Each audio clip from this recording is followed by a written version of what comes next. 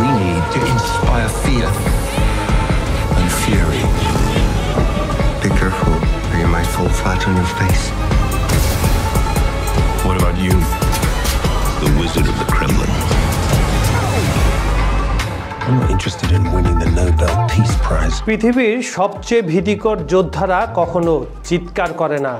তারা ছায়ার মতো আসে আর কাজ শেষ করে আবার ছায়াতেই হারিয়ে যায়। এটা হলো রাশিয়ান স্পেতনাজ। যখন পৃথিবীর নিরাপত্তা বিশেষজ্ঞরা এলিট ফোর্স নামটি শোনেন, প্রথমে যে কয়েকটি বাহিনীর নাম মাথায় আসে সেগুলোর মধ্যে সব সময় জায়গা হয় রাশিয়ান কিংবদন্তি স্পেতনাজের কথা।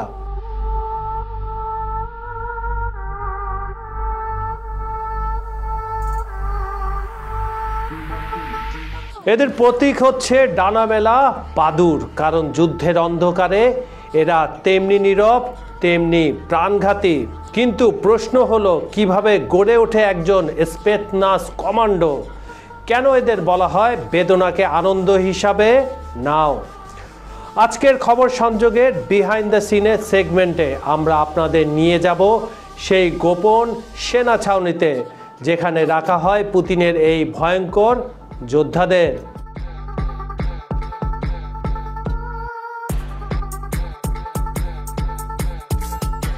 আমরা দেখব কিভাবে পুতিন তার এই বাহিনীকে ঢাল বানিয়ে একের পর এক যুদ্ধ জিতে চলেছেন। আপনারা পৃথিবীর কোন প্রান্ত থেকে এই অনুষ্ঠান দেখছেন কমেন্টে জানাতে ভুলবেন না, কারণ এ শুধু খবর নয়, এটা হলো এমন এক ব্যাটলফিল্ড যেখানে শত্রুপক্ষ একটুর জন্য অমনস্ক হলেই খেল খতম।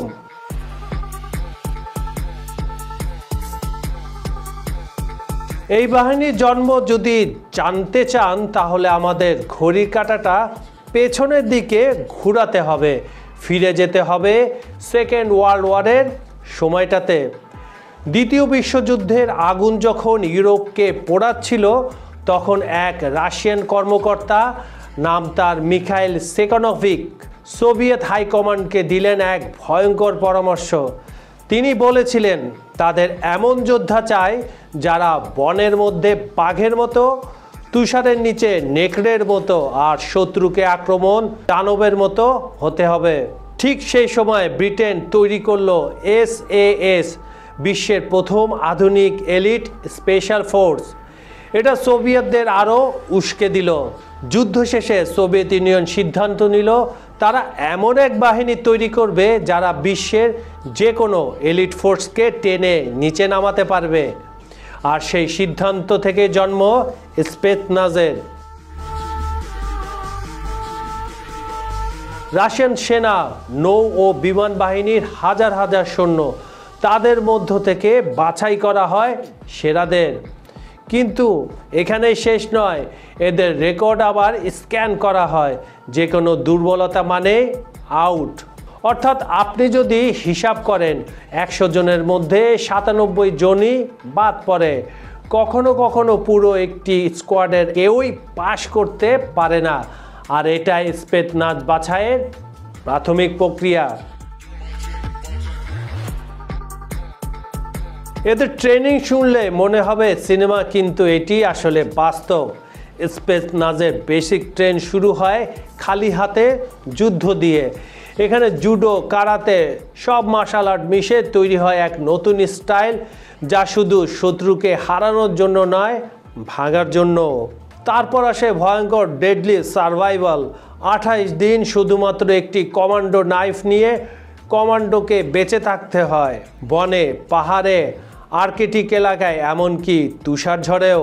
আর ভুলে গেলে চলবে না, এরা যখন সারভাইভ করে তাদের পেছনে লুকিয়ে থাকে আরেক দল স্পেতনাজ কমান্ডো, যারা আক্রমণ করবে দুর্বলদের পাত দিতে।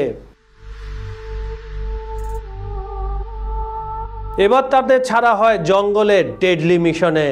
লক্ষ্যমাত্রা একটাই, অন্যকে আহত করো, নইলে তুমি আউট। শেষ পরীক্ষায় কমান্ডোদের ভেতর লড়াই হয়, আর বাধ্যতামূলকভাবে কারো না কারো হাড় ভাঙতে হয়। এ ব্যথা সহ্য করার ক্ষমতা স্পেতনাজের মূল পরিচয়। ধীরে ধীরে ভয়ঙ্কর নীরবতা, ব্যথা এখানে আনন্দ, এটাই তাদের মূল মন্ত্র। Pain is a pleasure.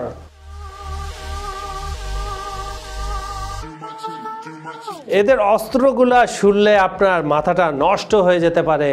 VSS Vintorez, AS Val, AK-12, AN-94 and Bizon SMG। অন্ধকার বন পেরিয়ে তুষারে ঢেকে থাকা এক উপত্যকা। রাশিয়ার আধুনিক সব অস্ত্র এই যোদ্ধাদের হাতে সবচেয়ে আগে পৌঁছে যায়। আর কিছু অস্ত্র আছে যেগুলো সম্পর্কে আজও পুরো সত্যটা জানা যায় না, মানে কোনো লিক আউট হয় না। সেসবের মধ্যে সবচেয়ে ভয়ঙ্কর NRS-2, একটি বিশেষ কমান্ডো নাইফ। দেখতে সাধারণ, কিন্তু এর এক আঘাতেই মৃত্যু একেবারে নিশ্চিত। তবে এটি শুধু শেষ মুহূর্তেই ব্যবহার করা যায়, যখন শত্রু একেবারে মুখোমুখি পর্যায়ে থাকে। হ্যান্ড টু হ্যান্ড কমব্যাটে প্রাণ বাঁচানোর শেষ চেষ্টা। অপারেশন, তারা আসে, দেখে, ধ্বংস করে। স্পেসনাজের মিশনের কোনো সীমানা নেই। বন্দি উদ্ধার, রাতের অন্ধকারে শত্রু ঘাঁটিতে আক্রমণ, গোপন ধ্বংসাত্মক অভিযান, এন্টি টেরর অপারেশন, অজানার গভীরে ডিপ রিকেনশন। মানুষ যেখানে পৌঁছাতে ভয় পায়, স্পেসনাজ সেখানে কাজ করে। বিশ্বের সব এলিট কমান্ডোর পাশে এই একটি নাম সবসময় দাঁড়িয়ে থাকে, ভয়, সম্মান আর রহস্যের প্রতীক হয়ে, যার নাম স্পেসনাজ। কেউ কেউ সোভিয়েত আফগান যুদ্ধ টেনে আজও তাদের ছোট করতে চায়, কিন্তু তারা ভুলে যায় যখন অর্ধেক পৃথিবী একসাথে আফগানদের হাতে অস্ত্র ঢালছিল, তখন কোনো এলিট ফোর্সই টিকতে পারে না, না ডেল্টা ফোর্স, না অন্য কেউ। সময়ের সঙ্গে বদলে গেছে স্পেসনাজ। আজকের স্পেসনাজ আধুনিক প্রযুক্তি, অভিজ্ঞতা আর ভয়ঙ্কর ট্রেনিংয়ের এক বিস্ফোরক মিশ্রণ। একদমই নতুন স্তরের বাহিনীর টোটাল প্যাকেজ, যাদের গল্প বাস্তব, কিন্তু শোনালে মনে হয় সিনেমার থেকেও ভয়ঙ্কর। বিশ্বে অনেক এলিট ফোর্স আছে, seal team 6, SAS, delta force, GIGN, কিন্তু রাশিয়ার স্পেসনাজ এরা শুধু সৈনিক নয়, যুদ্ধের অন্ধকার থেকে জন্ম নেয়া এক একটি দানব। ধীরে ধীরে ক্যামেরা জুম আউট, মস্কোর বনের দিকে দাঁড়িয়ে আছে ছায়ামূর্তি। মুখ দেখা যায় না, শুধু লালচে চোখের প্রতিফলন। কতটা কঠোর পরিশ্রম, কতটা বেদনা, কতটা মানসিক শক্তি লাগে একজন স্পেসনাজ হতে, এটা আমরা শুধু কল্পনা করতে পারি। পৃথিবীর যুদ্ধের ইতিহাসে এরা হয়তো সবচেয়ে নীরব, কিন্তু সবচেয়ে অপ্রতিরোধ্য শক্তি, unstoppable. Spetsnaz born in pain, build for war. বিশ্বের বহু এলিট ফোর্স আছে, প্রতিটি কিংবদন্তি, কিন্তু অন্ধকার ধীরে ধীরে গিলে নেয় দৃশ্য। সাউন্ড প্রায় নীরব, শুধু বাতাসের গর্জন, কিন্তু রাশিয়ার স্পেসনাজ 1 সেকেন্ড নীরবতা। তারপরেও ভয়ঙ্কর ফিস কণ্ঠ। এরা শুধু সৈনিক না, যুদ্ধের অন্ধকার থেকে জন্ম নেয়া এক একটি দানব।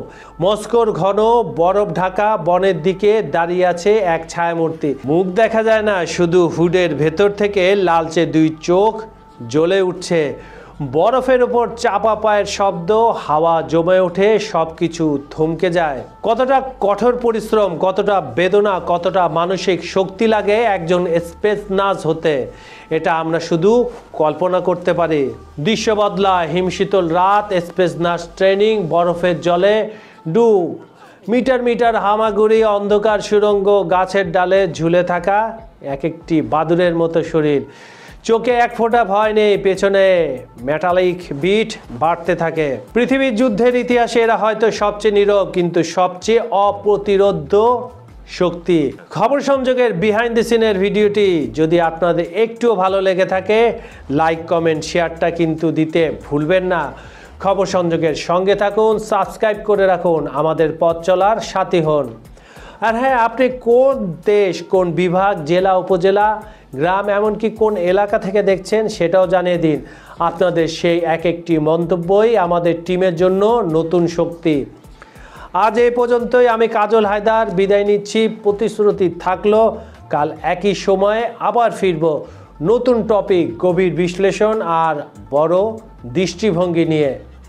ততক্ষণ ভালো থাকুন, নিরাপদে থাকুন। ধন্যবাদ সবাইকে।